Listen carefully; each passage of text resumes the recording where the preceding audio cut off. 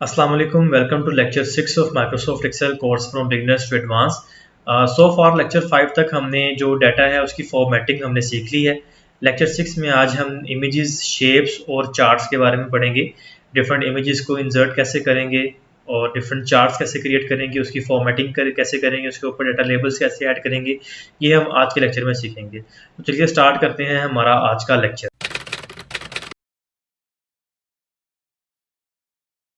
तो सबसे पहले हम देखते हैं इंसर्टिंग इमेजेस. इमेजेस आप अपनी एक्सेल शीट में इंसर्ट कर सकते हैं. आप कोई भी इमेज इंसर्ट कर सकते हैं. लाइक अगर आप अपनी गैलरी में कोई मोबाइल से खींची हुई तस्वीर इंसर्ट करना चाह रहे हैं वो भी कर सकते हैं. कोई आपने स्कैन की हुई इमेज है या पिक्चर है वो भी आप यहाँ पे इंसर्ट कर सकते हैं अपनी एक्सेल शीट के अंदर. यहाँ पे किसी भी जगह पे प्लेस कर सकते हैं. या इसके अलावा आप एक्सेल की खुद की जो दी हुई इमेजेस हैं वो भी आप यहाँ से कर सकते हैं. दो तरह के इसमें प्रोसेस होते हैं.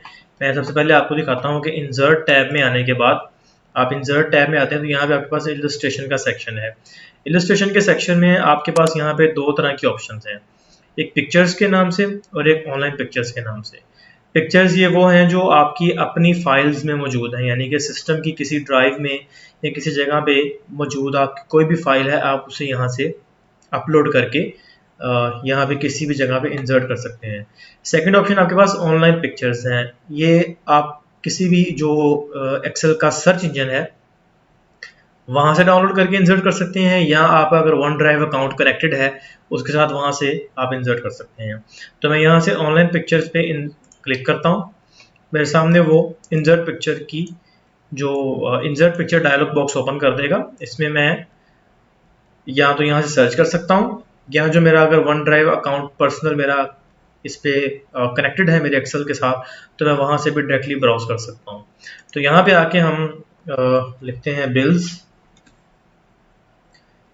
हम जैसे ही बिल्स यहाँ पे सर्च करेंगे तो बिल्स के साथ वो आपको रिकमेंडेशन दे देगा इमेजेस की, कि आप कोई भी इमेज यहाँ पे इंसर्ट कर सकते हैं.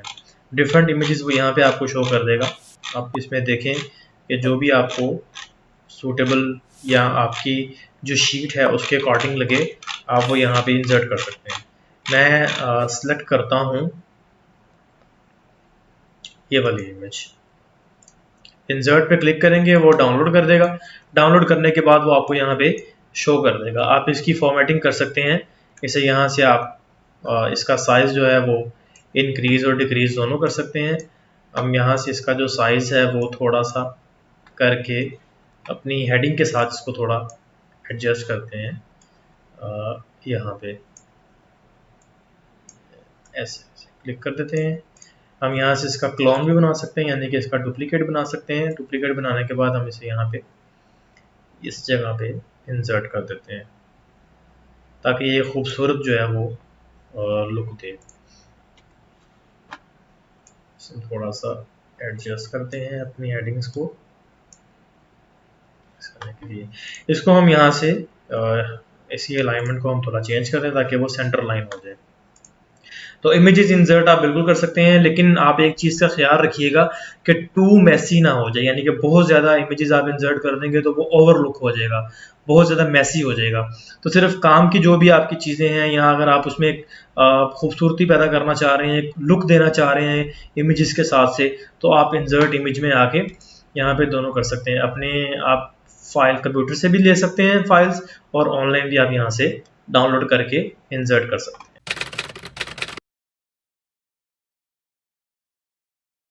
इसके बाद हम देखते हैं शेप्स.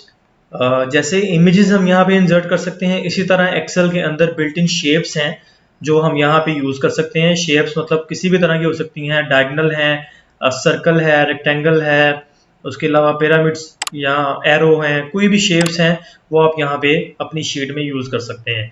शेप्स यूज़ करने का पर्पज़ क्या हो सकता है? आप फिर वही बात कि अगर आप अपना डाटा डिस्टिंग्विश करना चाह रहे हैं या आपका इंपॉर्टेंट डाटा है, आप लास्ट टाइम जैसे मैंने आपको बताया था कि अगर हाईलाइट करते हैं तो हम कंडीशनल फॉर्मेटिंग यूज़ करते हैं. इसी तरह आप शेप्स का इस्तेमाल करके अपना जो डाटा है उसे डिस्टिंग्विश कर सकते हैं. शेप्स आप कैसे इंसर्ट करते हैं? सेम उसी तरह आप इंसर्ट टैब में आए, इलस्ट्रेशंस के सेक्शन में जहाँ पे आपने इमेजेस इंसर्ट किए हैं, आप बिल्कुल इसके साथ देखें तो शुरू में यहाँ पे आपको शेप्स का एक वो बटन शो कर रहा है जिसमें आपके साथ थोड़ा सा एरो है. आप उसे क्लिक करेंगे तो जो भी आपकी शेप्स हैं पूरे एक्सेल के अंदर बिल्ट इन वो आपको यहाँ पे शो कर देगा। रिसेंटली यूज शेप्स वो यहाँ पे शो कर रहा है। इस तरह लाइंस हैं, लाइंस में आप बिल्कुल देखें स्ट्रेट लाइन है, एरो लाइंस हैं, डबल एरो लाइन है, यहाँ रेक्टेंगल्स हैं, उनकी डिफरेंट शेप्स हैं, बेसिक शेप्स हैं जिसमें आपके टाइटल शेप है, सर्कल है, इसके अलावा आपका ट्रायंगल है, डायगोनल है, रेक्टेंगल है, डिफरेंट शेप्स हैं आपकी। इसमें आप मून की शेप है, आप कोई भी शेप अगर आप चाहें तो इसमें इंसर्ट कर सकते हैं। लेट्स से मैं यहाँ से यूज़ करता हूँ राउंडेड रेक्टेंगल की, और मैं चाहता हूँ कि जो मेरा टोटल है ये मेरा हाईलाइट हो जाए। और जैसे ही आप शेप इंसर्ट करेंगे तो वो बाय डिफ़ॉल्ट जो उसका सिलेक्टेड कलर होता है वो यहाँ पे आपको शो कर देगा। लेकिन इस वक्त जो मेरा डाटा है वो इसमें छुप चुका है, तो इस डाटा को हम अगर डिस्प्ले लाना चाह रहे हैं तो हमें इस शेप को फॉर्मेट करना होगा। तो फॉर्मेटिंग के लिए आप इस शेप में देखें, जैसे ही आपने इंसर्ट किया उसने ऑटोमेटिकली फॉर्मेट का टैब यहाँ से ओपन कर दिया। आप शेप फिल में आए, शेप फिल में आके आप यहाँ से इसे नो फिल कर दें। शेप आउटलाइन को आप जो इसका वेट है वो थोड़ा आप इंक्रीज कर दें, 3 कर देते हैं, और जो इसका कलर है वो हम रेड सेलेक्ट कर लेते हैं। इसको थोड़ा सा हम ऐसे यहाँ से कर देते हैं ताकि हमारा जो टोटल है वो डिस्प्ले हो जाए यहाँ पे। तो इस तरह से जैसे ही आपको डॉक्यूमेंट प्रिंट करेंगे या आपको डॉक्यूमेंट ओपन करेंगे तो सबसे पहले जो आपके टोटल है उसके ऊपर आपकी जो है ना यहाँ से आपकी लुक सबसे पहले यहाँ पे जाती है। और इसके अलावा अगर आप चाहते हैं कि एरो का आप यूज़ करना चाहें, जैसे जो परसेंटेज आप देखें कि मैं चाहता हूँ कि जो सबसे ज़्यादा मेरी परसेंटेज जिस बिल का सबसे ज़्यादा मेरा यूज़ हुआ है उसके ऊपर एक एरो का निशान आ जाए।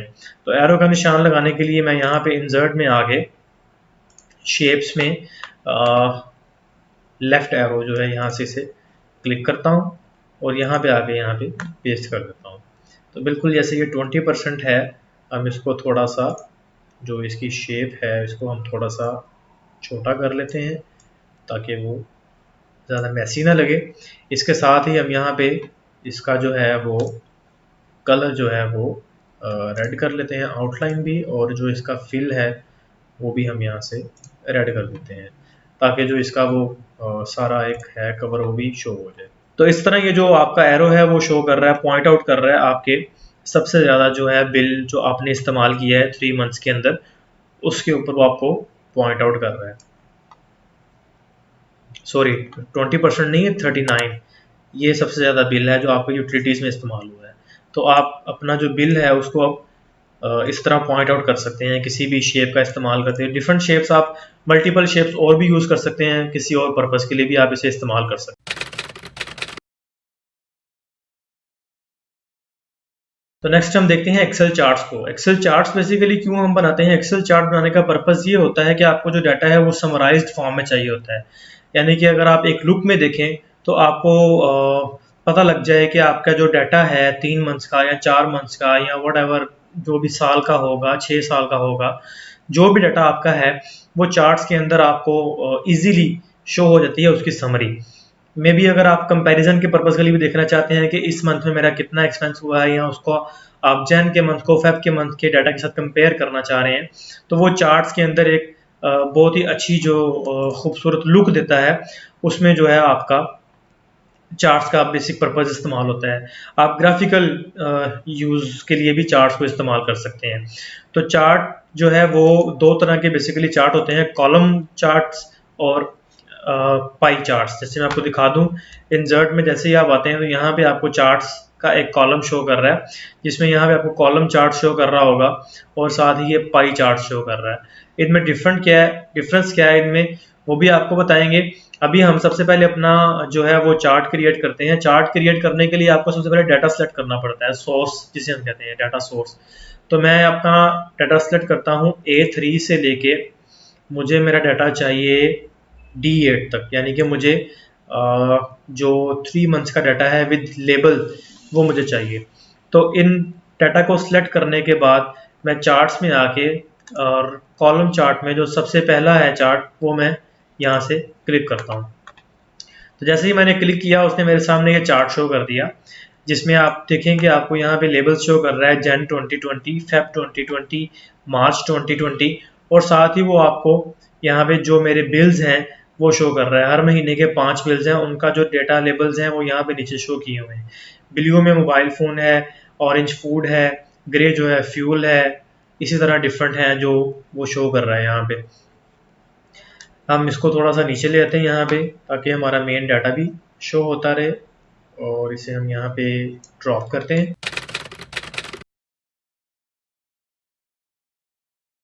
इसके बाद जो हमने चार्ट यहाँ पे इंसर्ट किया है, इस चार्ट को हम मॉडिफाई भी कर सकते हैं। ये बेसिकली जो हमने चार्ट यहाँ पे जो आपके सामने शो हो रहा है, इसे हम चार्ट रिबन बोलते हैं। इस रिबन के साथ भी वर्किंग हम कर सकते हैं, और अपना जो हमारा चार्ट का डाटा है उसे हम फॉर्मेट कर सकते हैं। जैसे हम यहाँ पे जो चार्ट टाइटल है, इसे हम यहाँ पे मंथली बजट कह देते हैं। इसके अलावा आप यहाँ पे देखेंगे प्लस का साइन शो कर रहा है, जो कि चार्ट एलिमेंट्स के नाम से। अगर आप इसे क्लिक करें तो जितने भी एलिमेंट्स चार्ट्स के साथ रिलेटेड हैं, उन सब की फॉर्मेटिंग यहाँ पे आपको शो कर देगा। अगर आप देखें जो अभी हमने चार्ट टाइटल यहाँ पे अपना किया है, अगर आप उसी के ऊपर क्लिक करें, अगर आप इसे यहाँ से डिसेबल कर दें तो वो यहाँ से गायब कर देगा। अगर आप इसे दोबारा चेक करते हैं तो वो शो कर देगा। आप चार्ट टाइटल को यहाँ पे अबव चार्ट भी कर सकते हैं या सेंटर्ड भी कर सकते हैं। अबव चार्ट हम करते हैं। इसी तरह अगर आप दोबारा क्लिक करें, अगर आप चाहते हैं कि जो आपका ये डाटा है इसके ऊपर लेबल्स आ जाएं, तो ये डाटा लेबल्स आप यहाँ पे ये डाटा लेबल्स आपके यहाँ पे शो कर रहा है। आप इसे चेक कर दें, और इसके अलावा आप इन्हें आउटसाइड एंड पे करें, इनसाइड बेस पे कर सकते हैं, इनसाइड एंड कर सकते हैं, या डाटा कॉल आउट कर सकते हैं, यानी कि सिंपल वो आपको एक बॉक्स में शो कर देगा उसके साथ एरो के साथ कि ये इसका डाटा है यहाँ पे। तो हम यहाँ पे आउटसाइड एंड करते हैं। इसके अलावा अगर आप देखें यहाँ पे तो डिफरेंट आपको यहाँ पे वो ऑप्शंस शो करेगा आप उसके चार्ट के हवाले से। इसके अलावा जो आपके ये यहाँ पे हेडिंग्स शो कर रहा है, इन्हें लेजेंड्स बोलते हैं। आप इनको अगर एडिट करना चाह रहे हैं तो यहाँ पे आके आपके जो लेजेंड्स हैं आप इसको क्लिक करें। आप इनको कहीं भी शो कर सकते हैं, राइट साइड पे, टॉप पे, लेफ्ट पे या बॉटम पे। तो हम इसको यहाँ पे टॉप पे कर देते हैं। इसके अलावा अगर आप चाहते हैं कि जो आपका डाटा है उसकी फॉर्मेटिंग हो, तो आप यहाँ पे आके इसको बोल्ड कर दें, इसको थोड़ा सा बड़ा कर दें। इसी तरह आप इन्हें सेलेक्ट करके इन्हें बोल्ड कर दें, और इन्हें आप 10 साइज पे कर दें। डिफरेंट आप फॉर्मेटिंग भी अपने चार्ट्स की यहाँ से कर सकते हैं। इसके अलावा अपने चार्ट्स के अंदर जो डाटा है इसे मॉडिफाई भी कर सकते हैं। मॉडिफिकेशन ऑफ डाटा कैसे कर सकते हैं? अगर आप चाहते हैं कि जो आपका इस वक्त चार्ट है इसमें जो 3 मंथ्स का आपको वो बिल्स शो कर रहा है, अगर आप चाहते हैं कि मैं सिर्फ 2 मंथ्स का देखना चाह रहा हूं तो आप वो भी कर सकते हैं। अगर आप चाहते हैं कि इसमें टोटल शो नहीं हो रहा, आप टोटल भी इसमें ऐड कर सकते हैं।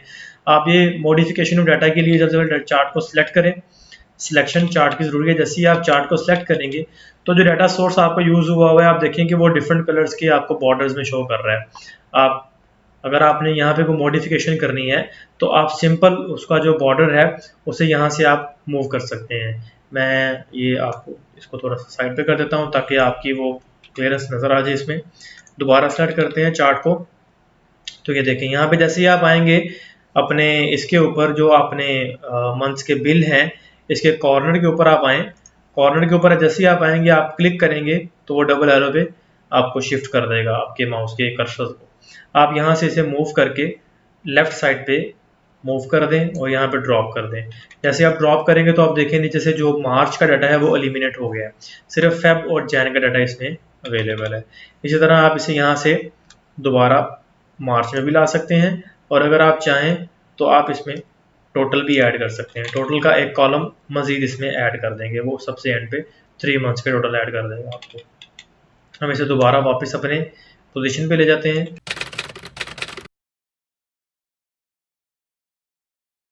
इसके अलावा जो हमने चार्ट अपना बनाया है हम इसे मूव भी कर सकते हैं। हमने अगर इसे किसी और शीट में मूव करना है तो वो भी हम यहाँ से कर सकते हैं। इसको अपने चार्ट को दूसरी शीट में मूव करने के लिए आप यहाँ पे आएँ, डिज़ाइन टैब में सबसे लास्ट पे आप देखेंगे यहाँ पे आपको मूव चार्ट शो कर रहा है। इस पर क्लिक करें। इस वक्त ये मौजूद है ऑब्जेक्ट इन जो हमारा पर्सनल मंथली बजट है। आप न्यू शीट पे क्लिक करें और यहाँ पे आप लिखें बजट चार्ट, या जो भी आप नाम देना चाह रहे हैं वो नाम दे दें। ओके करेंगे तो आप देखेंगे सिर्फ चार्ट उसने यहाँ से आपको एक न्यू शीट इंसर्ट करके आपको वहाँ पे ले गया। पर्सनल मंथली बजट से यहाँ से चार्ट यहाँ पे ख़त्म कर दिया। अगर आप बजट चार्ट पे इस पे यहाँ पे न्यू चार्ट पे न्यू शीट में इंसर्ट करने का पर्पस कुछ भी हो सकता है। आप यहाँ पे इसकी फॉर्मेटिंग कर सकते हैं, लेट्स से आप इसका साइज यहाँ से इंक्रीज कर सकते हैं, डिफरेंट लेवल की फॉर्मेटिंग आप यहाँ पे कर सकते हैं। अपने जो डाटा लेबल्स हैं इनका साइज आप इंक्रीज कर सकते हैं, डिफरेंट डाटा लेबल्स हैं आपके यहाँ पे, आप इनका कलर जो है वो यहाँ से चेंज कर सकते हैं, कोई भी कलर आप यहाँ पे दे सकते हैं।